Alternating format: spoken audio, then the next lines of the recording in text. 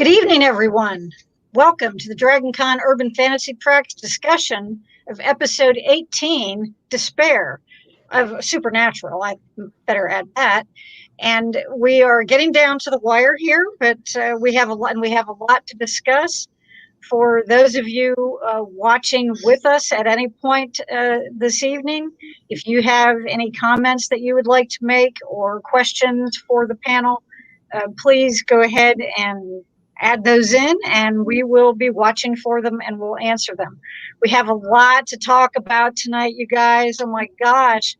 But the first thing I would like to do is to have my wonderful panelists introduce themselves, and we will start with our guest this week, April. Hi there, I'm April Lobick. By day, I am a person in HR. I specialize in recruitment and retention, but by night I am a mega nerd. That's a good one. I feel like I fit in. That's pretty good. I came to the Supernatural fandom kind of late, sometime between season 9 and 10, I think. There was a lull in the summer of me not having anything to watch. So I was like, okay, I'll give this Supernatural thing a try. Fell in love. By the time the next season premiered, that September, October, I had already caught up. So, good to go.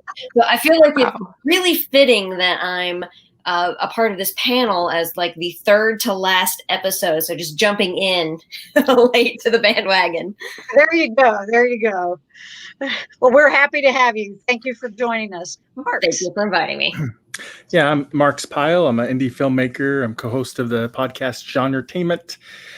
Also do some adjunct professor work for film and script analysis. And I'm almost got my MFA, just January, almost there. Can't wait. Oh my, yeah, counting down. And I'll have a novel and some short stories coming out next year. So, but I've been a fan of Supernatural since the very first episode aired. So, and I've been enjoying the ride in the Impala, and sorry to see it end, but I guess all good things must come to an end. And go out on a high note, but we'll see if they do that for us or not, right? We're going to have that episode is going to be a long discussion. That might be like a 2-hour panel. Who knows? Okay, Beth. Hi, I'm Beth Dolner. I write paranormal fiction and nonfiction. I've been on the Urban Fantasy Supernatural panels for many years, not as long as Damien, but for a long time. And I'm like Marks. I've been watching since the pilot episode 15 years ago. So I'm trying to prepare myself for this end of the road here. Well, that reminds me of something, too, that I remember when the show was about to premiere, that in a couple of different places, I either heard people say or saw something written that, it's supposed to be like Buffy with boys. I thought that was funny. Really? Yeah. And I just got a kick out of that. But anyway, being the long time and forever Buffy fan that I am, it was kind of amusing. So anyway, Gail. Hi, I'm Gail Z. Martin. I write epic fantasy, urban fantasy, steampunk, and some other stuff. And as Morgan Bryce, I write urban fantasy, male paranormal romance. Like April, I came late to the party. I fell in love with Supernatural about halfway through season 11. And then, as one does, binge watched 11 seasons in 4 months so that I could be caught up by the beginning of season 12 so I could live tweet, which led to me getting to know people in the fandom on Twitter, which is why I've had guest posts on Winchester Family Business and a chapter in There'll Be Peace When You Are Done with Fangasm. And now Supernatural is kind of my life, and I run a fan group, and it's all good. There you go. As though you didn't have anything else to do, right? No, not at all. And Damien. Oh, we can't hear you. No, I unmuted myself. Hey, I'm Damien. Okay. I'm a long-term panelist here for DragonCon for the Supernatural fan track, as well as many other tracks here at the convention. I do other panels at other conventions as well. I am part of the needcoffee.com Weekend Justice podcast, and we do other things at Dragon Con and other conventions as well. And the Stuff You Love, Stuff We Hate podcast, and the Freely.tv Drink and Critique live video cast.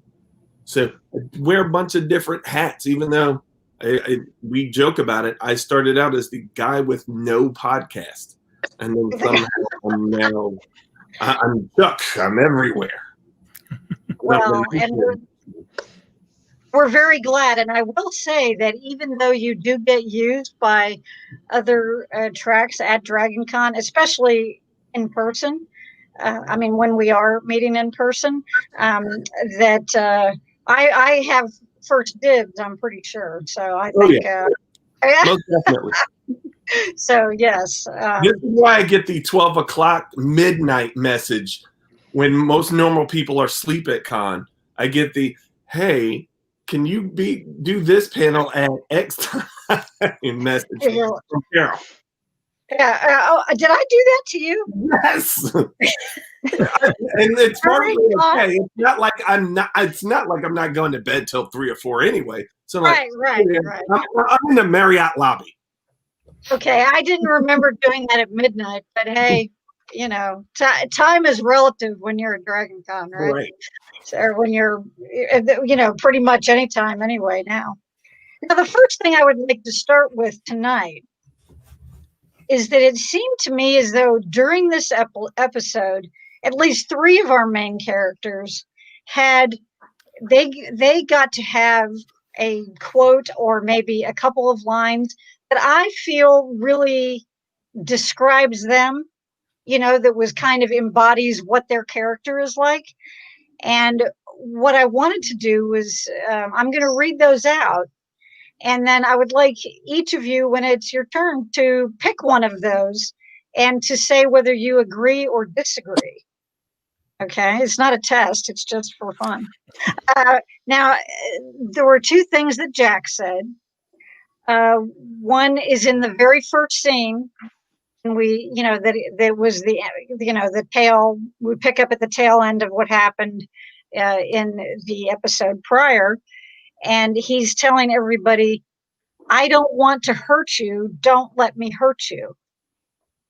And then a little bit later, when he is with Kaz, he and Kaz are having this discussion or this conversation. He says, I was ready to die, and now I don't know why I'm even here.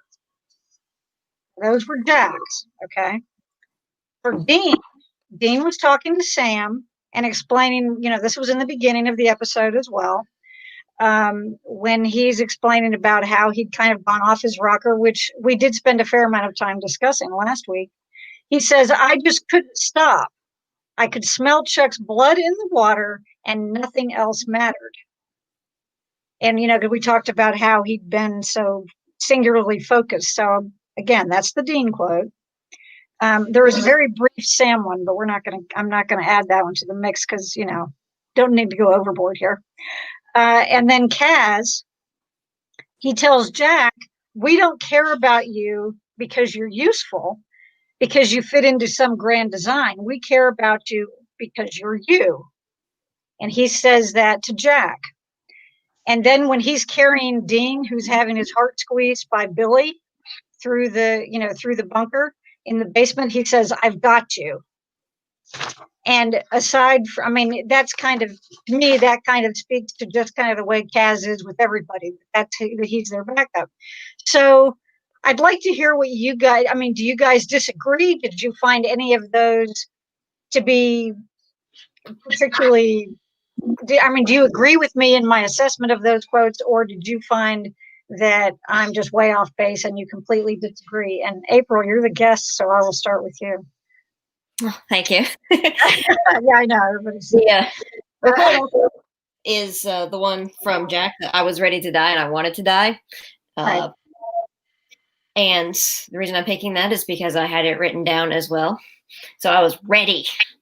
Oh, there you go. Okay.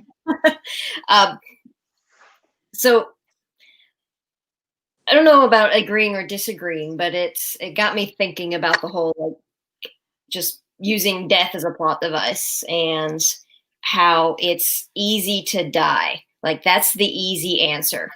And it's a much more difficult story-wise to live. It's harder to live. It's harder to Right.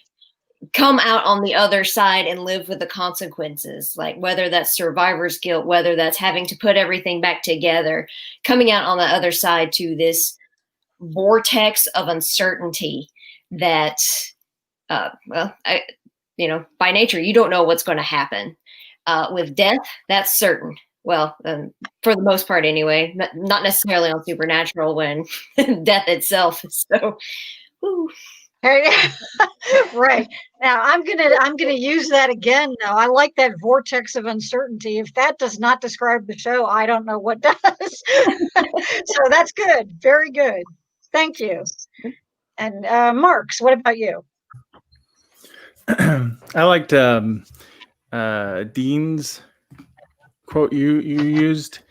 I think we talked about. I wasn't here last week, but I know before we talked about how it seemed a little out of character for him to throw away Jack so quick. I still think that's a little bit out of character for him in this stage, not in the past maybe, but in this stage. But being so focused on the hunt and wanting to kill is definitely in his DNA, and that's why he got the mark of Cain in many ways, right? And so I think that fits his character in a lot of ways. A flaw that he's tried to fight from time to time, and he's improved on, but he kind of slipped back up and fell back into that flaw in this, and it turned out to hurt them in the end, right? So, right, yeah, and he does have that single-mindedness about him, but in this episode, he seemed to kind of flip it off, or all of a sudden, which was kind of interesting in terms of Jack, anyway. Beth. Well, of course, I'm going to pick Dean's quote because the past 2 weeks I've talked about how incredibly stubborn Dean is to a fault. I mean, just it's really a dangerous fault. And so when he said that, it was like, okay, at least he recognizes it in himself. Like he sees that he gets fixated on stuff and he just cannot veer off that path. And I appreciated how later in the episode when Dean and Cass were talking and Cass kind of referred to that mentality of Dean, saying like, you think you're this killer and you're not. You're so much more than that. You're so much better than that. So I appreciated that Cass was able to kind of call him out on it too and say, you have to look at yourself and realize that this is not who you are solely. You are so much more. Right. It's not the only thing you are. Yeah. Okay. Thanks. Gail. I loved the Dean quote, but I loved it in the context of that beautiful moment with Sam and Dean in the bunker. I mean, that was just shot so gorgeously, and it echoes, the times we've seen them in like the episode Baby, where they're sitting in the Impala in the same kind of, facing each other. The lighting, it was a great time for a bro moment. And Dean apologizing for being just overcome, and Sam going, hey, you pulled me back from worse. And Dean said, but I pulled a gun on you. And, Sam's almost beaten Dean to death a couple of times. So they're kind of they're sort of even. Brothers, Brothers, as one does. And I loved hearing that reconciliation. I still don't quite get the yo-yo mood with Dean on the he's not family, I don't care if he dies, to we're going to take care of you. Without some sort of possession or influence. That's, even for a Winchester, that's pretty much of a big mood swing. And so, this is a longtime writer who did this episode. Exactly, yeah. Who knows the characters well. But I still didn't get an explanation that satisfied me yet, at least, on why Dean was so, had such a divergent attitude toward Jack. And I'm hoping that maybe, and I see the comment. I think Chuck was in And I thought that that was very possible too, because Chuck still wants his Abraham and Isaac moment. Right, right. Yes. Yes. He's waiting for that. Dean may not realize that yet. Dean may not realize that he was played again by Chuck in that way. So maybe we'll get to that point. But yeah, Right, that was, right.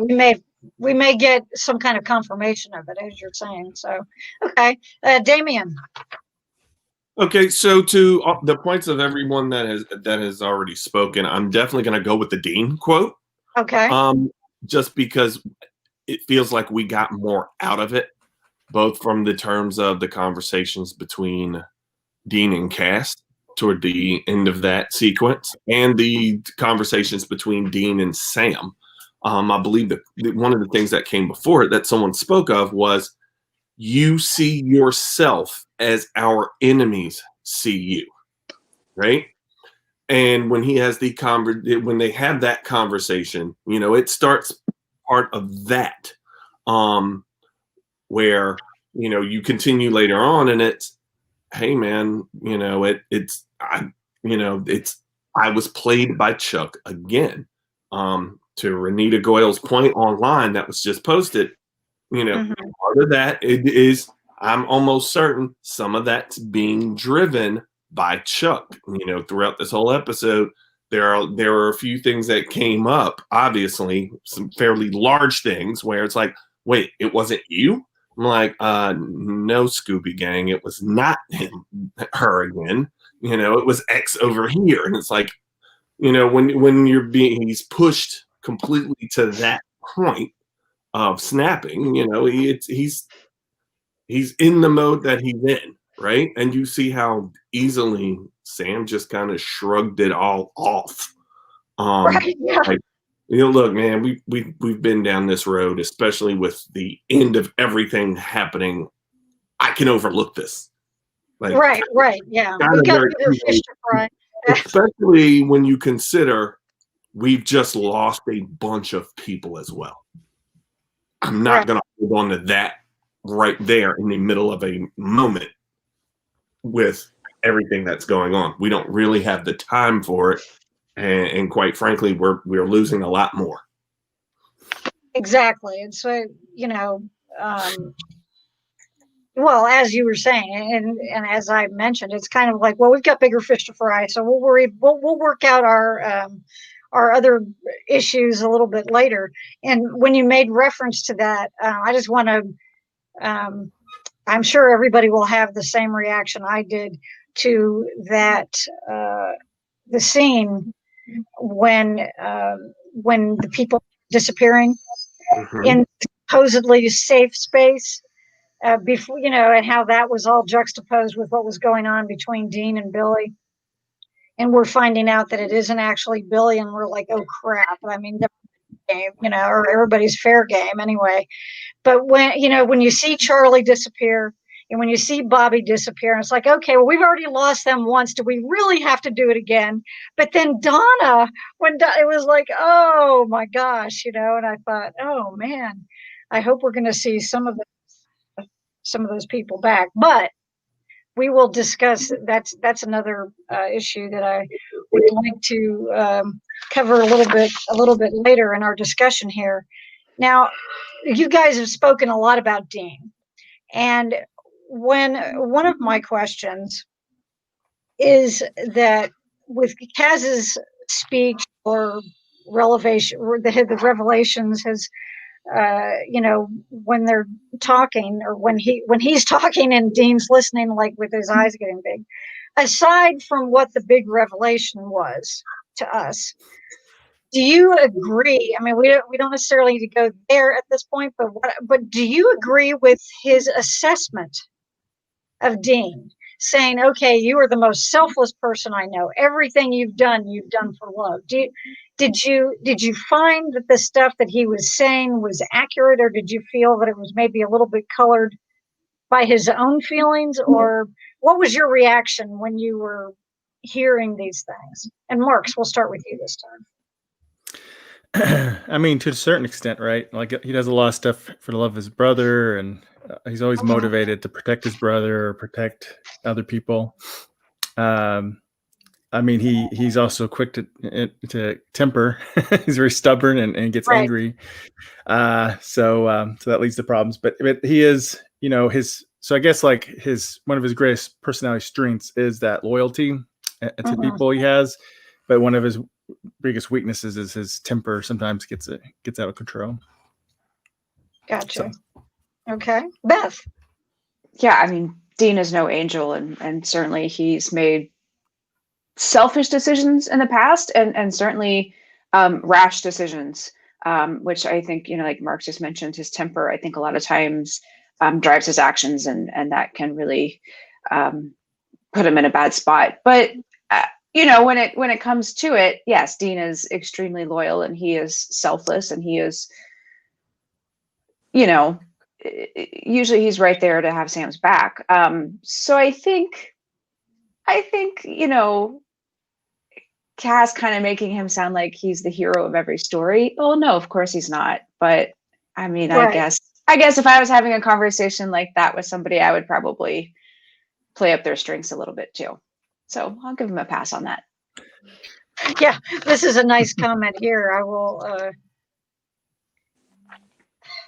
Even the angels aren't angels. Yeah, we know that's for sure. Gail.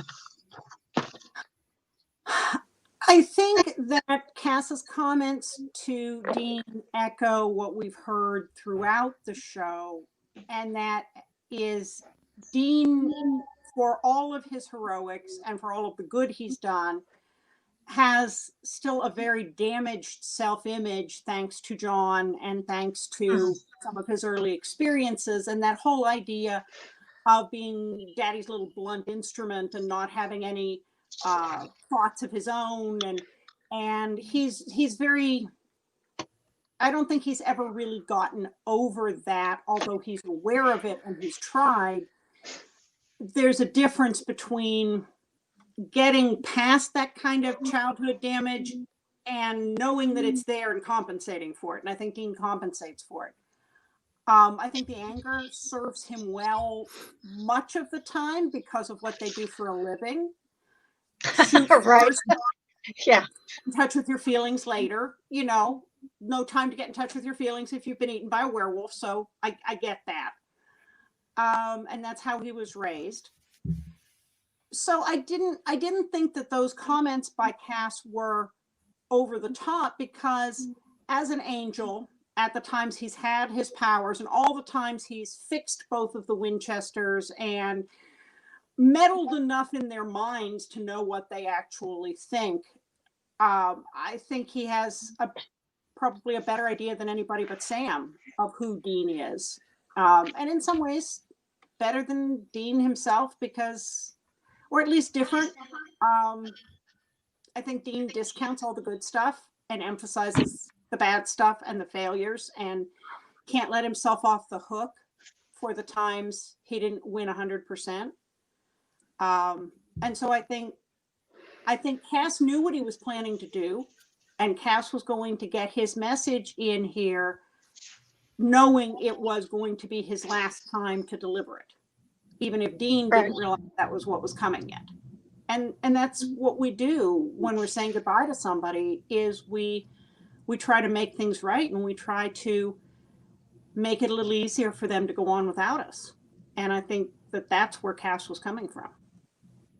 Trying to give him all the positivity he could in light of, yeah, that makes sense too. Damien. So I'm on the same page with Gail with all of this. It's not, I don't think anything was embellished or over the top with the statements that he made. It very much. One of the things that I've learned is our relationships with our close friends and our families are looked at very, very differently than maybe the outside world, aka we, the audience, being able to watch certain parts from the outside without being able to see the benefit of everything else over here, right? Where I've got friends that will tell you up and down that I am a saint, right? And to them, and to what I have done in their lives, I, very much I have been, despite, my own flaws as a human being. And at the same time, of course, there are going to be people that go, I don't think he's that great. Here's why, right? They're both accurate, right? We're human beings, and I think that speaks to, the writing of the show, where we're watching a show about some very some human beings and occasionally some supernatural creatures dealing with some very overwhelming events constantly. One of the things we've talked about on the panel continuously every year has been, these are people that deal with trauma, that don't necessarily get help for their trauma on any kind of consistent basis. And so when you see Cass saying the things that he's saying to Dean, it's absolutely accurate for him and his perspective of Dean and the perspective he wants Dean to know. Now, whether Dean can accept that, like Gail said, maybe not, right? Other than that, we saw that ending of, I'm sitting there hurting, and those are the last words I will hear from Cass, which may factor in later. Who knows? Right. Okay, April. Not much else left to say. I mean, Dale and Damien said a lot of the high points that I was thinking about too.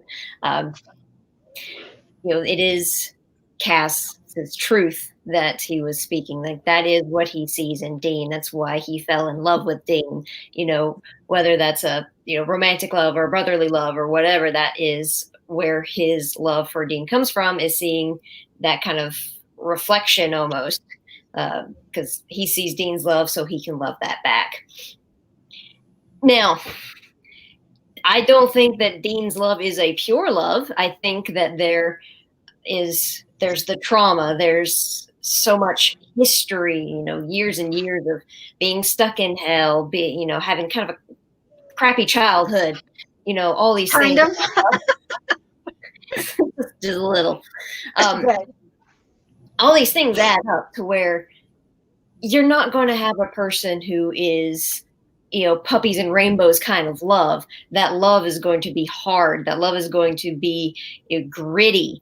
There's going to be imperfections in it. But that's not what you want to hear on a deathbed. Like, you don't want your favorite uncle dying and go, "You were okay." You had a few issues. You want to know that you made them proud. You want to know that they loved you. And so that's the message that Cass is sending. He's, he knows he's going to die, that he's going to be going to the empty and probably not coming back this time. And so there's no place for these shades of gray here, that he's just wanting to get out his truth and his unadulterated just emotion there, to just put it out on the table and clear his own slate so that he can die in peace and hopefully bring a little bit of light and joy to Dean there in that last moment. Well, that's a good way of putting it. And one of the other things that he stressed during this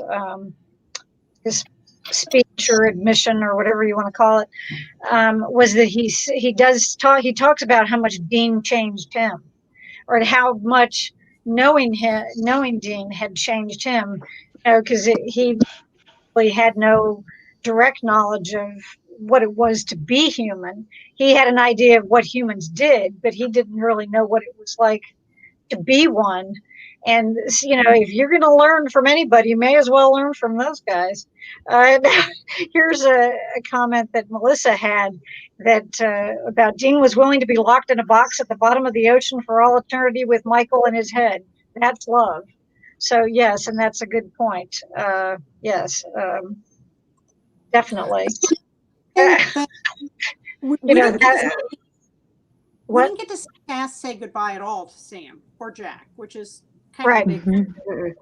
And I'd almost argue that while Cass learned a lot from Dean, I think he almost learned more from Sam, because if you remember, his first interaction with Sam was, oh yes, the boy with the demon blood.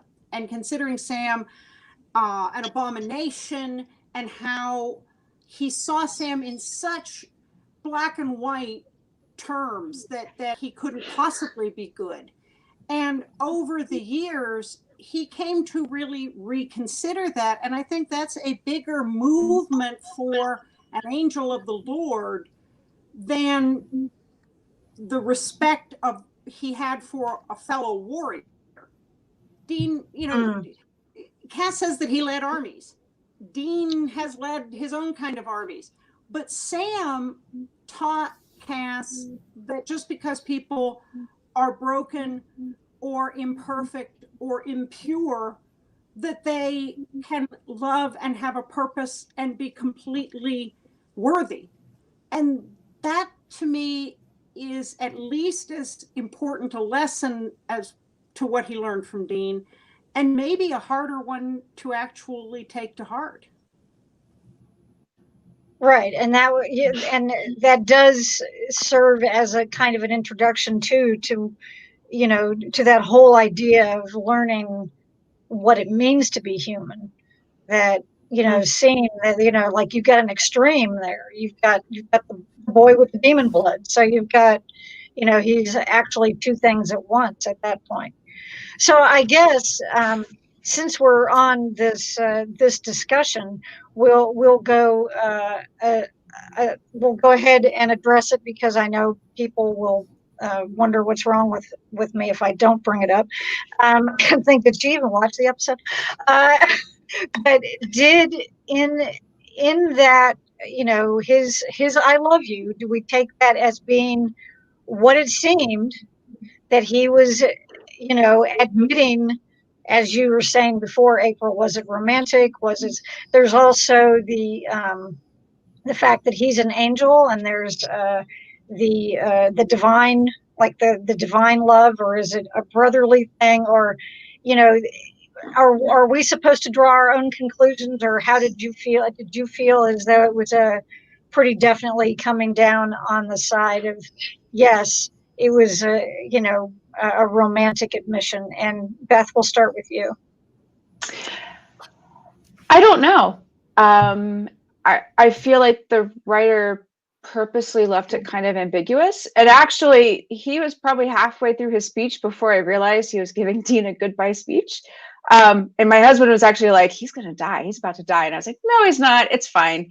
And then I was like, oh, okay. So when he actually started talking about, something he wanted but knew he could never have, my thought actually first went to Jack, because I thought he wants a family. He wants that, right. that human relationship, that human love. And so I instantly thought of Jack, that he wants to have a son, and that he has found his happiness in essentially getting that son in Jack. So that's actually where my head went first.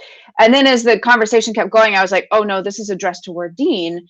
And I felt like, for me, the really most important part of that speech is when he says, I can't have it, but I can be it. And like, he can be love, he can embody love. And to me, that sort of outlook, especially that self-sacrificing kind of love, transcends any, romantic, it's a familial love, whatever it is. It transcends any of that. I mean, it is so much deeper and so much more pure than any of those kind of labels, I think. So for me, yeah, I felt like it was just a really true, pure, deep love that goes beyond any kind of human tag that we might put on it. Okay. Yeah. I realize that's kind of a non-answer, but like I said, I felt like it just sort of was open to, it was stronger than anything we've seen from a human character on this show, certainly. Right. No, I don't think it's a non-answer at all. I think you're right. I think that some of it was left for us to wonder about. Gail. So I think that the actual wording of Robert Barron's script is open for interpretation, that it does not, it can be read either way, as Beth said, and you can take that. Misha has come out and said that in his mind, when he delivered that line, he as Castiel meant it in a romantic way. Okay. And certainly the Legion of Destiel The shippers, yeah. were celebrating this becoming canon. I'll admit I'm not. I don't ship Destiel. I've never seen their connection in that light, and I just don't see that chemistry in that way between them, and that's fine. We're all making this up when we're shipping anyhow, so it really doesn't matter. But what bothered me more, if it is that in one episode we had 3 barrier gays and 2 fridged women in one episode. So Cass says his love, and then he's dead 10 seconds later. Stevie and Charlie both Thanos snapped. Right. 3 barrier gays, and Charlie for the second time. And then, with Eileen and Stevie, we've got the woman as a reason for vengeance, in other words, fridging. And it's like, really, guys? Really? Barons is usually better than this. Usually it's Buckleming who give us that. So I was just kind of annoyed at that. And I thought that if they were going to if they really did intend to make Destiel canon, they could have done it in a way that didn't play to that trope. Because it's 2020, guys, and Dean and Cass could get married if they wanted to. So we really don't have to write this tragic Victorian ending for them, if that's what they really wanted to go for. Well, and just because one side feels that way doesn't mean the other doesn't. Because if you look at the look on Dean's face the whole time he's saying this stuff, he was surprised. And now that doesn't mean that, if the show had gone on, like if Kaz wasn't dead and the show had gone on, that something wouldn't have developed. But at least to me, it looked as though he was completely shocked to hear what he was hearing, to be making these connections in his head. That he just, now part of that shock was probably because he was figuring out that Kaz was going to be doing something that he was not going to approve of in terms of, sacrificing himself or whatever. But that was my feeling personally, but that he that for him it came out of left field. Damien. All right, kids, gather around at story time with old man Supernatural, where we had to ban Wincest from being brought up into the panel from the very, very beginning. That's right. Even in the olden days when we were in the much smaller room where no one showed up in the back, that was a thing that me and Father Brian looked and went, absolutely not. We're not doing it. Okay? Because I didn't know what it was after the first panel. And I went, are you kidding me? What are you people doing? No. Now, with that being said, look, I don't get the whole shipping thing as a whole anyway. And that's just me personally. But I agree with Gail, the fridging thing. That is something I did pick up on, right? Because that's something that, through watching shows, through meeting various audiences and talking to people at the panels and following various people on Twitter, where it's like, man, do we kill the women in Supernatural off way, way too easy. And then you watch it happen again. And I get with this particular episode, everybody's getting killed off. Yeah. Right. I felt like, okay, everybody's fair game at this point because they're just snapping people out of existence. Under normal circumstances, that would have been the first thing I would have thought was like, really, you're going to do this again? Because I thought about that with Charlie, right? And Charlie even says it. She was like, man, I said I wasn't going to fall in love again. And here I am. And then poof, that happens, right? And immediately I thought about some of the other conversations that I've had in regard to the women on Supernatural. And so with that, the whole at the end of it, thing, I think Cass knew that this was supposed to be the quote unquote end for him. Remember, the empty sent him back under one condition. So this was his one ace in the hole. He knew that the only way I can summon this is what? I get my happiness, right? Right. And I love these guys. I love these guys enough to sacrifice myself for them. Much like we talked about Dean being willing to be trapped into that box with Michael in his hand. Right. Yeah. Right? We're talking about a type of love that transcends your own personal well-being. And Dean watching that happen and him having that speech, I think Dean caught on at the end. Wait, this is the goodbye speech. What are you doing? Great. After I've already had people snap in and out of life the entire time, right? Again, I point to the end of the episode where it's you see Dean just sitting there, right? Remember, the last thing that has happened is you get Cass's speech, and then poof, everybody's snatched into the empty. Right. Yeah, because then we go back to where they're all disappeared. Right. And here's the people want to ship Dean Destiel. Go for it, right? The show's about to end. Doesn't matter anyway. Live your life, right? That's what fanfic is for. Do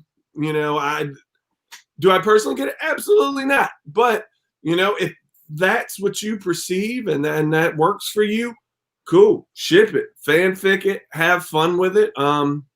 At the end, lots of people do. right.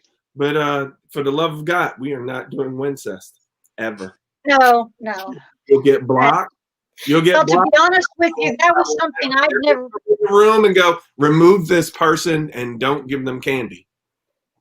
Well, no, and we've never had the issue on the track, but because we did make that statement in the very first year of the track that this will under no circumstances ever come up, and I personally don't find shipping to be I don't have a problem with people who do it, but I don't find it to be a very worthwhile topic of conversation for the most part, simply because it is a lot of it's a personal opinion, and okay, you want this to go this way, and so that's one reason that we don't discuss it there. So but yeah, it's certainly a lot of it that does go on.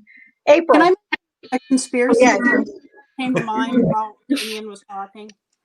And that is, I've been wondering why we knew when Jack was really, really angry, when they tried to put him in the mallet box, other times he did that orange floaty thing where he made people just kind of suspended in midair, and he was enraged.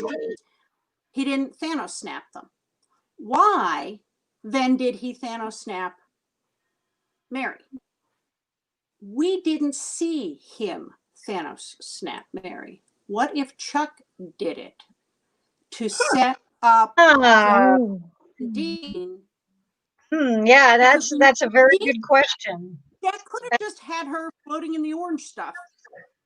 But when he killed the snake, it wasn't in anger. It was a mercy killing in his mind.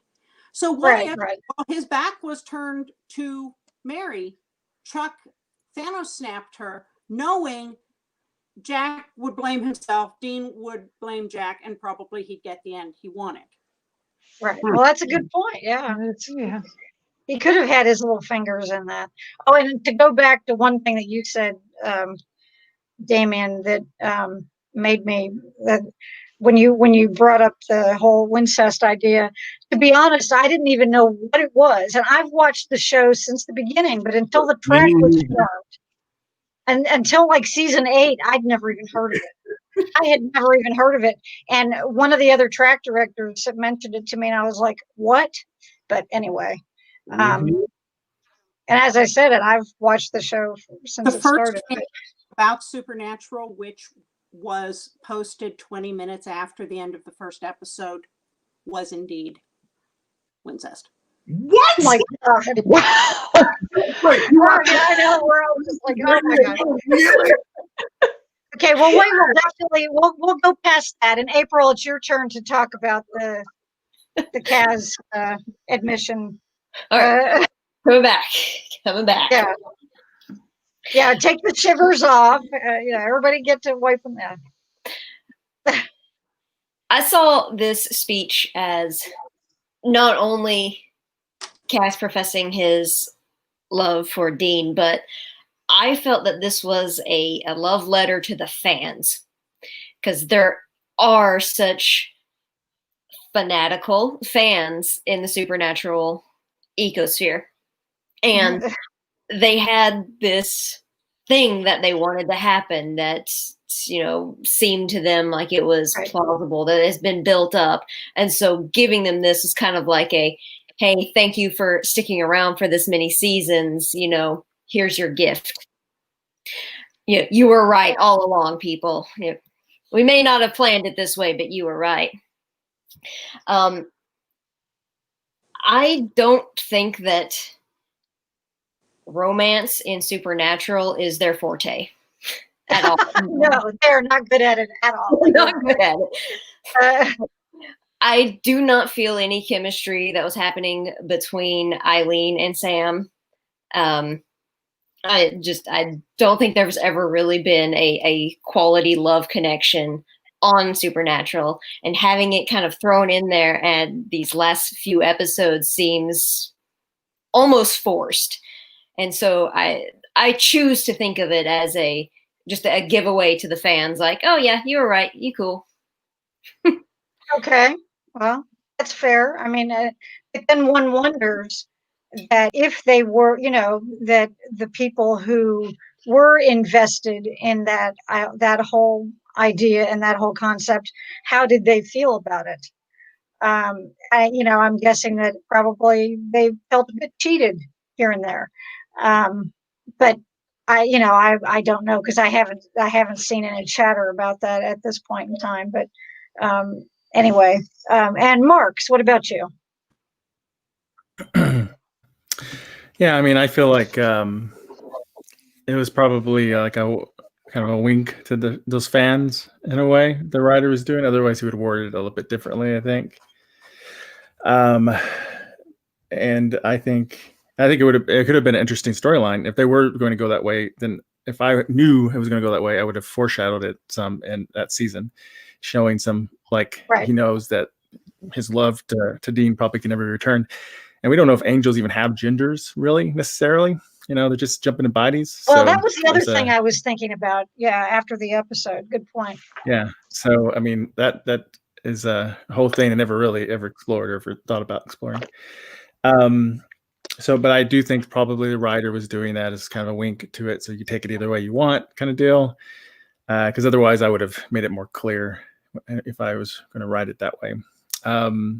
Also, I think so. I know Supernatural gets a bad rap for killing women and stuff, and they do. But I do think it's a problem you run into, though, because your main leads that never die are the guys. So unless you have a recurring main female character, everybody's with this kind of show, everybody's dying. Unfortunately, is the guest stars, and a lot of times they're women, so they kind of set themselves up for that. Unfortunately, I wish they'd had some female characters stick around as regulars at some point instead of because we've had a few years ago we had an in-person panel at Con about that. Mm-hmm. About the women of Supernatural or women characters, and Damien, I think you were probably on that panel. And do you recall?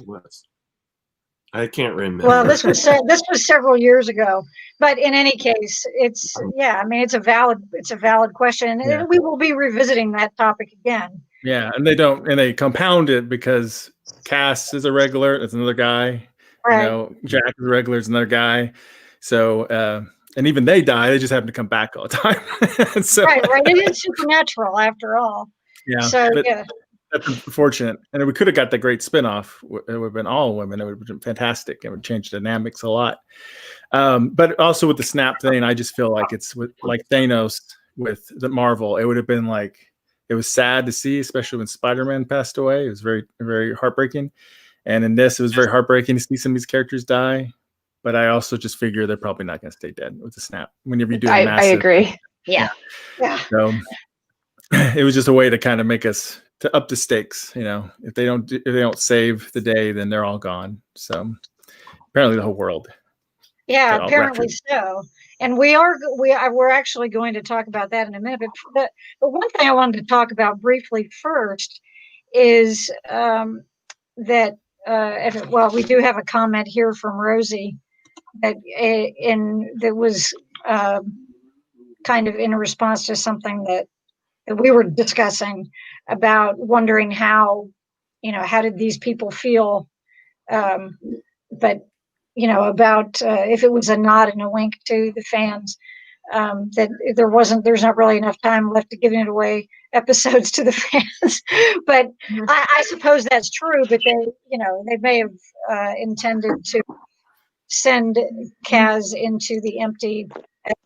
But anyway, one thing, that scene where Billy is chasing Dean. Well, she's not running, but she's going after Dean through the bunker, and she has her little speech of what she says about him. But she says, "You are human disorder incarnate." And then she says, "Everything I live to set right." But my question is that really the place of death? To set right everything you see wrong in the universe? I mean, we already know Billy's overstepping her authority by wanting to be God. So is that where that's coming from? Or, it seemed as though in the beginning, the death character, when first introduced, was, well, if it's your time, it's your time, and I'm taking you, or whatever, that's what I'm curious what you guys think is that really the place of death, to be trying to set things right or put things in a particular order? Gail, we'll start with you. Well, on one hand, death is the greatest equalizer because everybody from king to peasant dies. So we all end up in the same hole. But that's not exactly setting things right. And old Death, we had a whole episode where he made Dean a Reaper for a day to teach Dean that trying to fix one thing would cause all kinds of ripples, and that right. Plan like time travel. Yeah. Yeah. So I'm honestly really confused at this point with the whole Billy character, because Death was supposed to be the one who would outlive and reap God. Apparently not. She was annoyed with Dean, but this hard hatred of him seems invented, new. I mean, she was annoyed with him. And then she said when she got the promotion to be Death, she took on a new perspective, and that was why she was helping them. Either there's something else going on here with Billy, or the writing is incredibly inconsistent and not sticking to canon. And it could be either or both, but it doesn't add up to me. Well, he did give her a fatal wound, so that might be part of the reason for her, a little sour. Not necessarily disdain, but her anger, shall we say. But yeah, it did. Right. Yeah, it's Dean Winchester, and you left him with a sharp object. What do you expect? That's right. Very close by. Damien. All right. Just to correct something on the podcast, the greatest equalizer, Gail, was actually Edward Woodward in the old 2000s early series, right? As Robert McCall. Okay? It's not Death. All right. I know. It's a dad joke. I get it. It's dated. But so here's what I want you to consider, right? Billy came along at a time where you got to think the Winchesters have consistently dodged death this entire time, right? But also there are things, I think what has happened is once she took over, realized remember, so what Gail just mentioned, Death made Dean a Reaper to show him what the repercussions of changing all of these things are. You've had everything come along and be changed after all of that, right? Chuck has manipulated and destroyed worlds, and people have been pulled in and pulled out. And I think it's like, you got to think of it as a person with OCD, right? You got all of these books that say X, Y, and Z is supposed to happen, and now things are being thrown out of whack. And you've got a person with a vendetta, so in charge of it all. So now it's like, well, I'm going to go through and I'm going to be the one to fix everything, which is generally would not be Death's place. But when you had multiple worlds and people die and people come back and people go to hell and people go to the empty and people come back, it's like, why can't any of you stay dead the way you're supposed to? Right? Someone's got to fix this. And the best way for me to fix it is to, I'll become God, and then I'll put everything back in order the way it's supposed to be. Remember, they said, well, she's going to send everyone back to where they belong. That's her plan. Right? And it's because in her mind, it's, no, you all don't belong here. I've got to set the natural order of things back to where it's supposed to be. But you Winchesters keep messing it up for me. Yeah. Okay. April. There are 3 things in this life that are certain: death, taxes, and that a Winchester is going to get thrown into a wall or a tombstone in every episode. That's true. Yes. At least once, if not more. Yes. I see. Billy as Death is the great manipulator. She is second only to Chuck himself, and he may have this total omniscience thing going on, or partial, whatever you want to argue with that. She has his death book, and she has read his death book. And so she knows what moves that she personally has to make in order to make that ending come true. And so if that is enraging Dean to that point of where he is, I got to go kill Death again. And if she has to put her life on the line, if Death has to put life on the, anyway, if Death has to die in order for God to die, that is the ultimate way of putting things back in order. And that is her ultimate goal, is to restore life so that Death gets restored to a more normal state. Okay. To get that equilibrium back. Or what she perceives as equal. Mark. Yeah, try to play devil's advocate with Billy and stuff. I think Billy's had a love and hate relationship with Dean because he cheats Death, but also she finds him useful sometimes too. And I think she wasn't going to try to kill Dean or anything at that moment. Whenever he slashed her, it changed her plans, because she was going to take Jack and do whatever she saw at the end of that book. So at that point, when Dean came coming after her, she's like, that's enough. It's enough of this. I'm going to kill you now and stuff. It's like, how dare you try to kill me on my turf, So, and I'm going to die anyway. So I think I don't have much time. I got to do it now, right? Yeah. I can't remember. It's been so long now, Bill. I can't remember how they first met, but I feel like there was always this promise that Billy was like, someday I am going to reap you and stuff. So I do feel like that does come full circle with them in a way.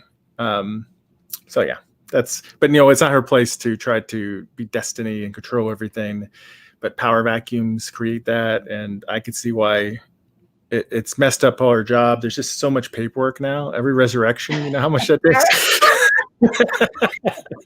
So that's it. That's the ultimate problem that the Winchesters caused, was extra paperwork for all these people. Yes.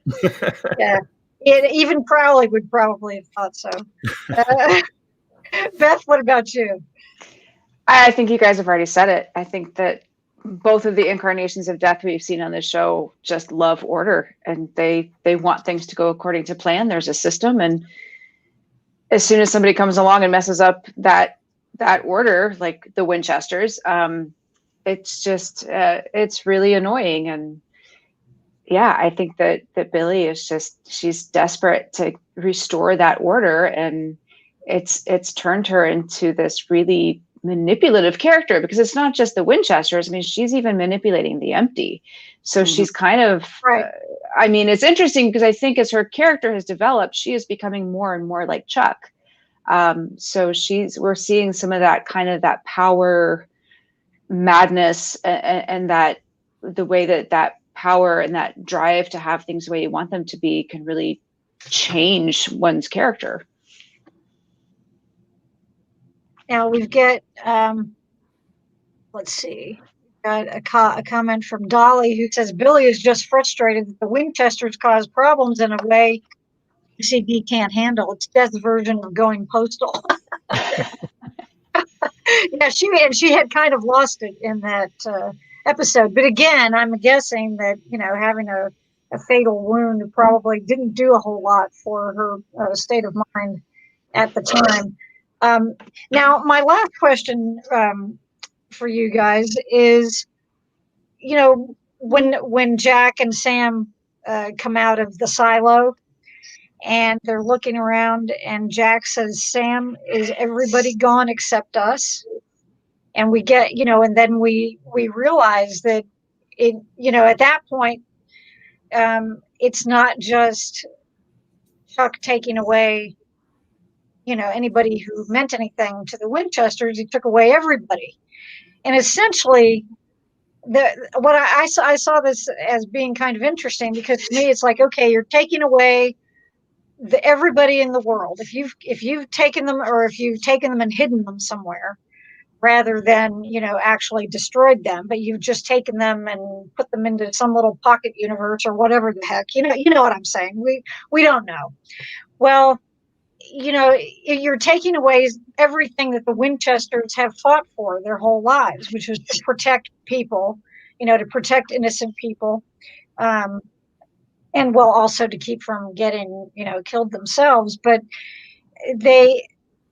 what he did by doing that, by taking away everyone else, is he left the most important behind. The ones that they would most have, if his purpose was to do it, to mess with them and say, okay, now what are you going to do? Or how are you going to behave? He takes away everybody except the three of them, and they're the ones that mean the most to each other. So, it's just kind of interesting.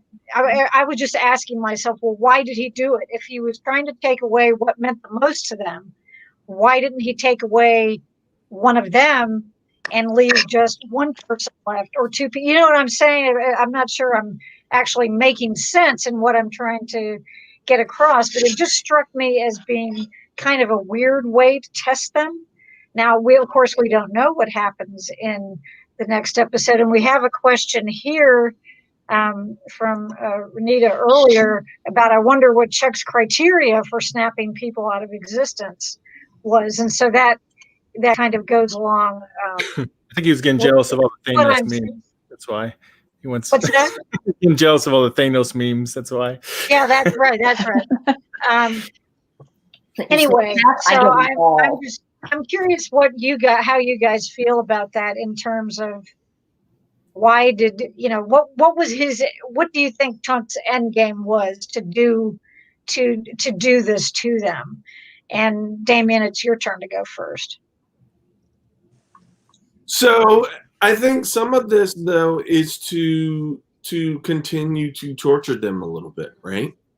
And to continue to mess with them. I'm going to leave you just enough, right? Before I take the other one away, right? It would have, of course, yes, it would have had he could have left everyone and killed either Sam or Dean, and the other one would have suffered, right? It's different right now because they're both in different places, and everyone else pretty much is wiped off the board for them. And then they have to sit and look at this and like, this is all your fault. And I want you to feel that this is all your fault, that you could have stopped this, that you could have saved all of those lives, right? I want you to feel this and struggle with it before I do anything to end it for you. Okay. Because the thing about he's a vindictive, sniveling little thing. Yeah, way yeah. that- Well, yeah, that is true. He has become that. We talked about that some last week about how his character has evolved or actually devolved over the course of the show. April, Can you repeat the question? it was kind of, what do you think was Chuck's reasoning, or, if he really wants to have them at a loss, what's his reasoning for taking away everybody else in the world? And yet, which represents what they've fought for all their lives, but at the same time, he leaves the both of them plus Jack, who's their surrogate son, or at least their younger brother, if nothing else, depending on the day, how they feel about him. So, what do you think was the whole idea there behind doing it, taking that approach? I think it's a pride play. I think that he is showing off that he is the all-powerful God, and that no matter what happens, he's the one who's going to win. He's going to get his way. He's going to get that fresh start, that blank slate. He's taking his time with it because he's making the point specifically to Sam and Dean that you're going to lose. Like, free will is not going to win. Here, I'll show you. I'm doing this. I'm going to break your will. I'm going to break your hopes and everything. Everyone is gone. You're going to have nothing left to fight for anymore because they gone already. So just give up. Let me win, and let's move on and with this new world. Oh, okay, good point. Marks. Oh, go ahead. I'm sorry. So I'm curious if it is everyone in the world, because from the previews next week, we at least have Michael. So there's 4 people, or people-ish, with Sam, Dean, Jack, and Michael coming back, who are... And a dog, apparently. It's like the 4 most powerful beings in the universe next to God here, going against God. Like, kind of stack the deck against himself a little bit, but I think that's the pride play. He's like, all right, get all this distraction out of the way. Okay. Marks. Yeah, I agree. I mean, it's like Q and Star Trek, right? You could wipe out the Enterprise with one snap, but it'd be too easy. And God wants to win, and that is making the brothers do or say or act the way he wants them to act at some point. And when you're like that, the only thing you got against them is like your wit and your grit, right? So that's what the brothers and their allies have. I suspect probably he's got rid of all the humans, maybe other animals too. I don't know. But I imagine the angels and demons maybe are still around, which could be kind of cool if they get some allies. But yeah, I think it's just about, like, he could have just wiped them all out right then, but he wants to try to win against them. He wants to make them, break. So. Okay. Beth. Well, first of all, I don't think that all those people that got Thanos snapped are really gone. When Bobby and Donna got snapped, I was like, yeah, no, if they're going to really kill them off for good, I feel like the 2 of them have at least earned a bigger, more dramatic death than that.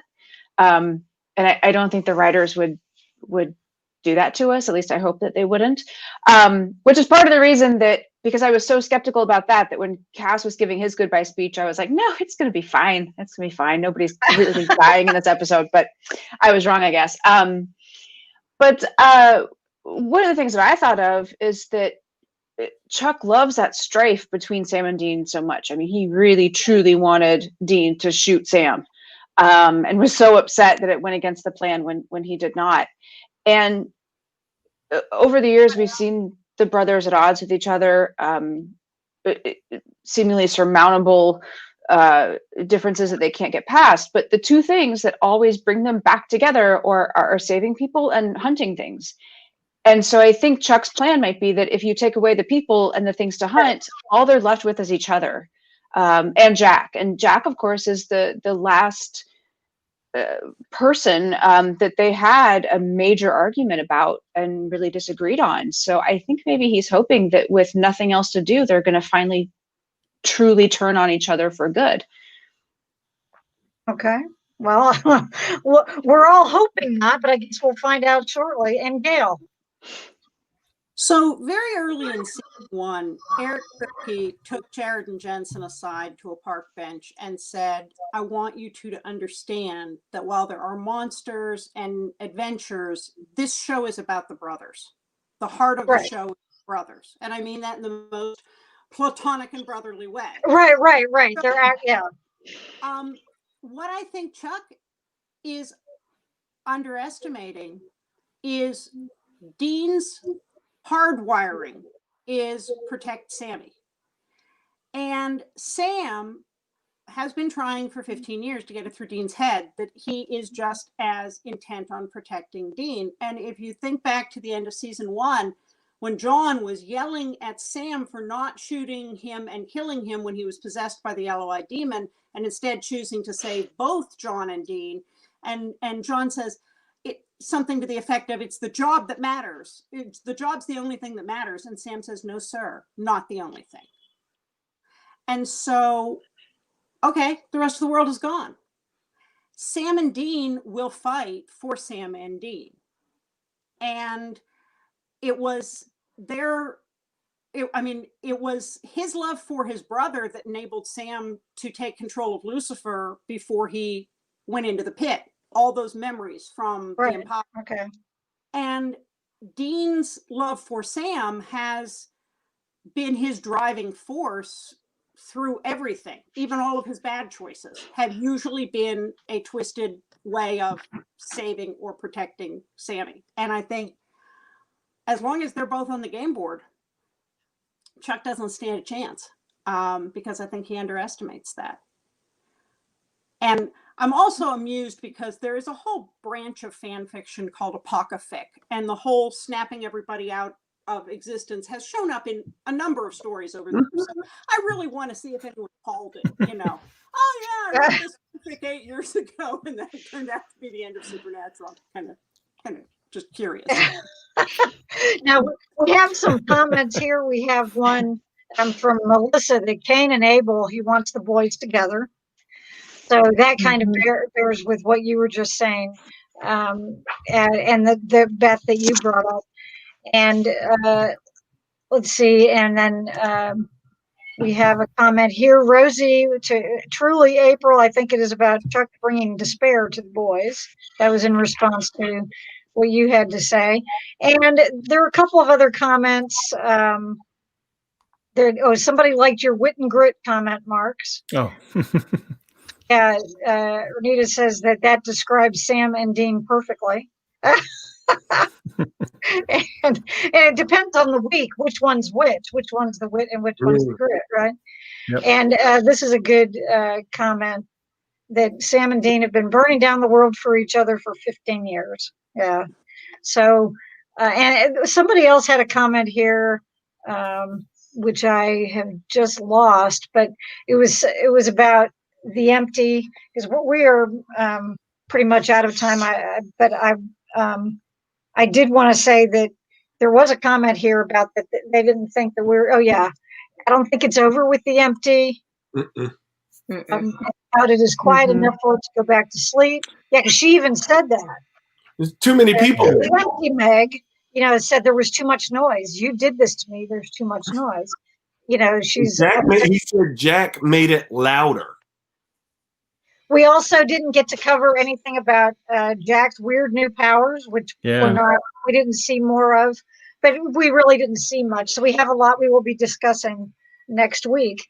But certainly we've had a great discussion tonight. Thank you to everyone who has been here viewing with us live and making comments and interacting with us. And we appreciate that very much. And I appreciate my wonderful panelists being here and, giving up their time on Monday evenings to come and do this means a lot to me. And I know it does to everyone who either is watching this with us now, or will watch it later, as many people do. So I do want to thank all of you, and we will be back same time, same DragonCon Urban Fantasy Track YouTube channel next Monday at 7 p.m. And I will say again that for the finale, we will probably do a different time. but I'll make sure that everybody knows what that is, well, including the panelists. But I mean, I'll make sure and advertise that publicly so that those of you, especially those of you who come with us, will know when that is. So we appreciate it very much, and I will say goodbye to everyone, and to our viewers. Thanks so much, everybody. We appreciate you being here, and next week. Good night. All right. Good night.